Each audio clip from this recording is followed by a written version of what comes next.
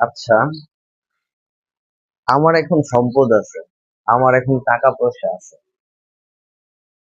এটা কি সত্যি আমার আর আমারই থাকবে? একটা সময় এটা আমার থেকে চলে যাবে। এটা আমার কাছে আল্লাহ তাআলা কিছু সময়ের জন্য এই সম্পদ, এই টাকা পয়সা, এই অর্থবিত্ত, এই ক্ষমতা দিয়েছেন।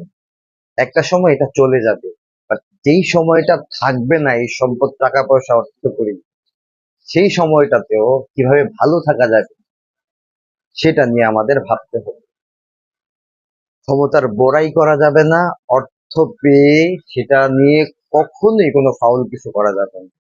যদি এগুলো পেয়ে আমরা এগুলার অপব্যবহার করি, তাহলে অবশ্যই সেগুলো আমাদের কাছ থেকে চলে যাবে। যা পাবো তার সদ্ব্যবহার করতে হবে, তাহলে সুন্দরভাবে সেটা না থাকলেও আপনি ভালো থাকতে পারবেন, ভালোভাবে চলতে পারবেন।